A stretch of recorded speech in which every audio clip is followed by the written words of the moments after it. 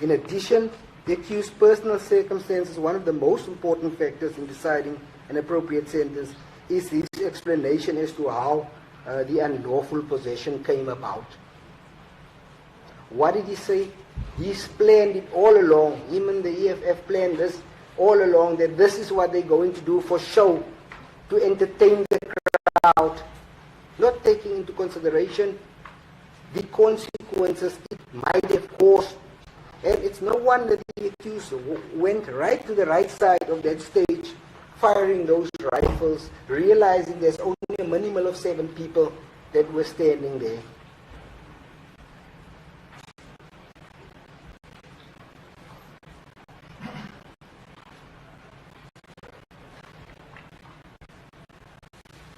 It seems that the judicial sentiment increasingly does not support the view that possession of an unlicensed firearm should be treated as serious only if the weapon has been used in the commission of the offense. And in this case, we know for a fact that he did not, he used it.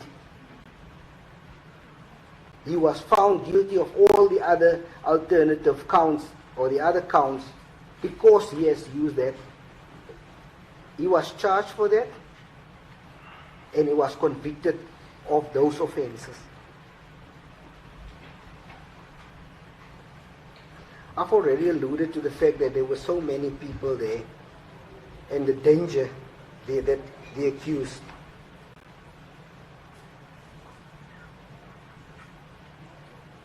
posed to that community, his supporters.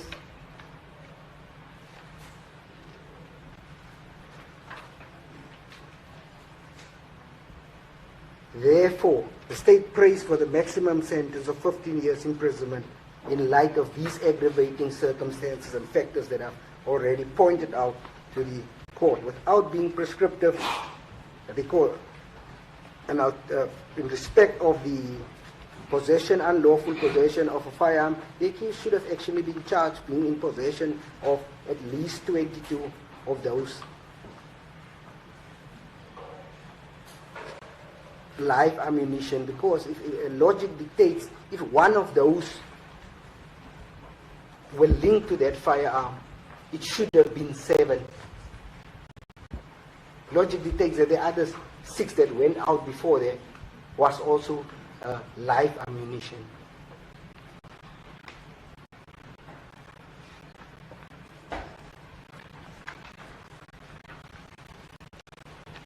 In respect of count 3, 4, and 5, the state will submit that fines may be imposed on those sentences. The state will not oppose such type of sentence, and that these sentences, because of it's in a single event, different counts arising from one single intent, that these sentences may run concurrently.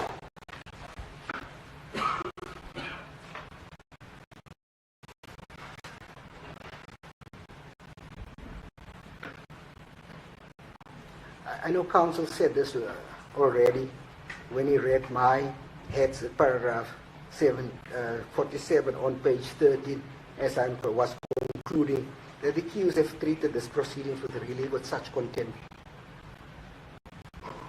He took the citizens of South Africa for fools, that he tried to convince everybody that he fired a toy gun. Everybody can see that it's not a toy gun.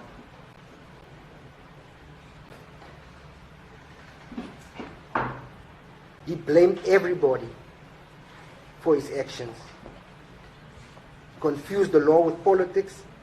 He practiced all intimidating tactics by hiding behind crowns. He dragged us to be participants in this show. It's time for this court to tell him that this show is over.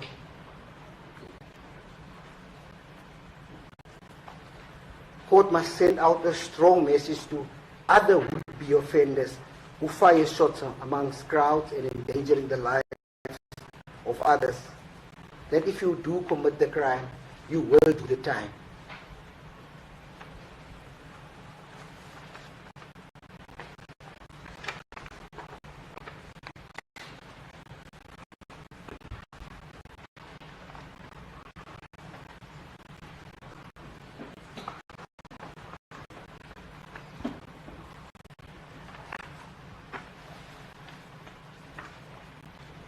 Council referred to the supplementary acts as a repetition.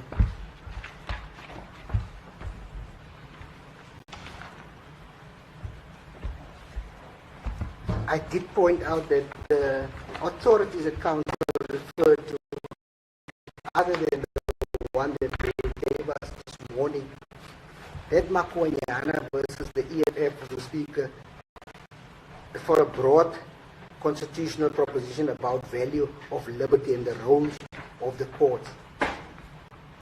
I submit that these authorities are entirely inapplicable to the present sentencing inquiry. It's not applicable. It deals with the death penalty. We are not seeking the death penalty.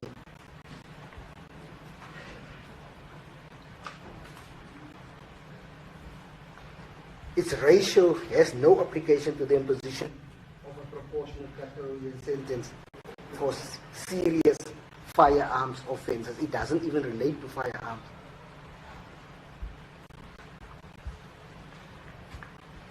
It concerns a constitutional crisis involving Parliament. Its observations about the rule of the courts as a stabilizing force support the state's position.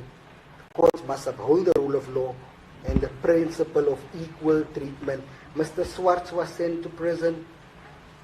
The other gentleman I referred to also was sent to prison. How fair will that be? Will that be a consistent, standardized approach? If a non-custodial sentence, what must Mr. Swartz think when he hears or sees that the accused, because of his standing in society, the fact that he's famous, that he did not get a custodial sentence like the ordinary man on the street? It's my submission that will be really a discrimination against the poor in favor of those powerful.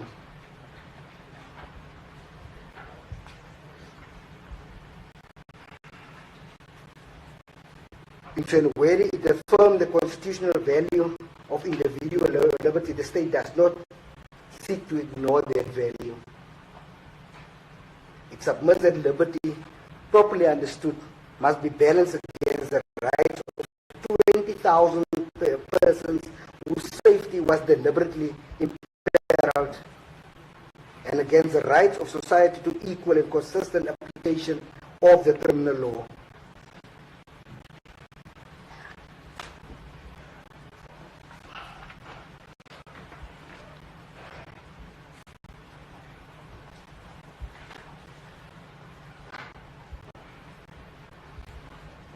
Council said that I asked one thing and then I referred to another thing.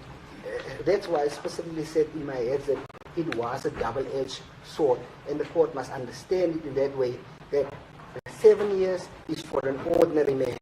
Above 7 years and up, it's because of his position and the precedent that he created by doing such.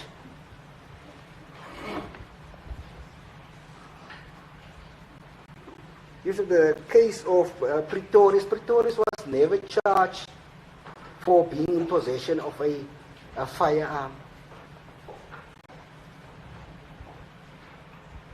He was charged for discharging a firearm in a restaurant of 200 people. He was charged with unlawful possession of ammunition and not possession of firearm.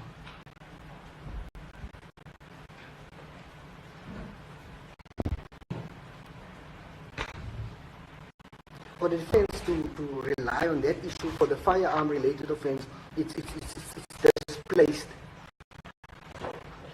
Because that issue, he was imposed that type of sentence for that discharge in a restaurant.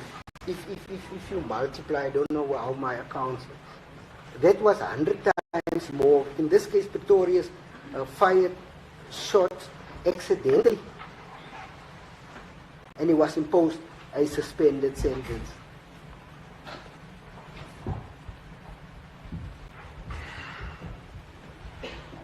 In contrast with the accused who fired, according to him, deliberately so, says he can fire any way he feels deems fit.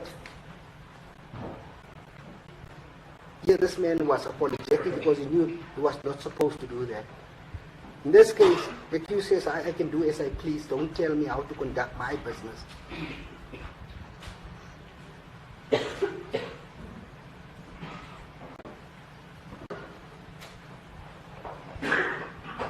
So the 200 people that were, multiply that by 100, then we'll get to 20,000 people. That's how serious this was. Oscar Pretorius 200, he accused, fired 20,000 people plus, excluding the community around the Ndansane area.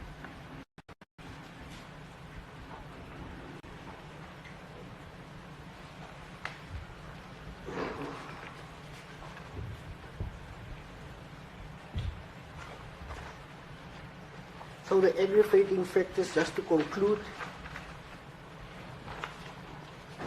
that the court must consider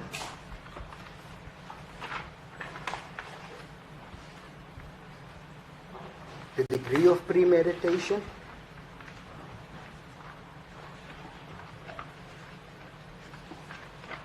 the lack of remorse,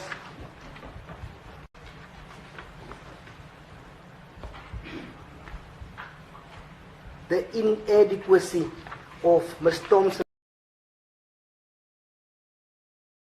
arose from a single continuing incident, where they say the remaining count served to aggravate the primary count, not merely to establish its context. And then, in their concluding submissions, Your Worship, they go back with respect to the imperative of equality before the law. So you ask, on the one hand, to make an example of this accused because he's the leader, current leader of a political party, then they tell you no. There's an imperative. You must make us all equal before the law. And they say there themselves, they say a sentence that treats his case and accepts the sentencing norms would itself be an act of unconstitutional discrimination against the poor in favor of those with means and the powerful. Now what we're saying, Your Worship, is they seem to imply that to impose a fine would be unconstitutional. It's not the case, Your Worship. One can impose a fine. It's recognized even in the post-constitutional era that a fine is a punishment, as is a suspended sentence, as are other forms of punishment. They are recognized. Then they ask for the imperative of proportionality and the imperative of deterrence. And then they repeat themselves, Your Worship, in paragraph 35 yet again, where they say, and I'm going to quote because we'll see just how many times they've said this, they treated these proceedings with contempt. This is from the previous head, Your Worship. He fabricated a false account of a toy gun that was comprehensively dismantled by the overwhelming evidence at trial. He refused to cooperate with investigators. He characterized this prosecution as an abuse of the NPA. He blamed VIP protectors, the Holy Spirit, and everyone except himself. The show is over. The court must now ensure that justice is done, not because the accused is prominent, but because the rule of law requires that every person who commits a serious offense faces a serious consequence. And they therefore go back to the zone as they did in the previous heads and imposed. Now, Your Worship, what's lacking from all of this, and which leads into the allegation by the accused that this is an abuse of the NPA, is the objective fact, Your Worship, that we as a team and the state as a team, and I believe Your Worship too, were unable to find any case of any single individual who's ever been prosecuted for firing shots at a funeral or at an event or a celebration, despite all of us having seen that regularly on our TV, on the news, etc., etc. We therefore say, Your Worship, that a more appropriate sentence, taking everything into account, would be to take all the charges together that arise from one incident and to impose a non-custodial sentence which may incorporate a fine and a suspended sentence and any other order, but to incarcerate the accused, we say would be startlingly disproportionate to the offences here, Your Worship. Thank you, Worship. I know I have another right of reply. My friend, his heads have been alluded to, but I'm sure he's going to add to them. Yes, and then obviously you may reply as you if yes. something... I think Mr. Bank told you to do the reply also, with your leave. Thank you. Advocate Doris, there's just one aspect that I want to ask since you've raised it now, and I've read it in the head and heard in the evidence of Ms. Thompson. And that is part of the firearm being handed. You've testified before. No, it is in a report. I'm saying it's not within my knowledge. I'm hearing it from the defense. No, Your Worship, yeah, there was no evidence. No, there was evidence there. She testified to that. No, I don't It's think in a report and it's in a testimony, and Your Worship, it's a logical conclusion. My learned friend, who was in court and would be aware of it, never disputed it once. Yes. No, So- look, no, maybe I'm not. I heard her saying so. There's evidence by the defense regarding that. I'm just not sure where it's coming from. You don't have to. I accept it's there, and as you say, it wasn't challenged, but it's not within the knowledge of the court that it was returned before judgment. No, it is, Your Worship. It's in her report. She was led on it. No, I was also astounded by it, so you'll find I've given Your Worship the page reference.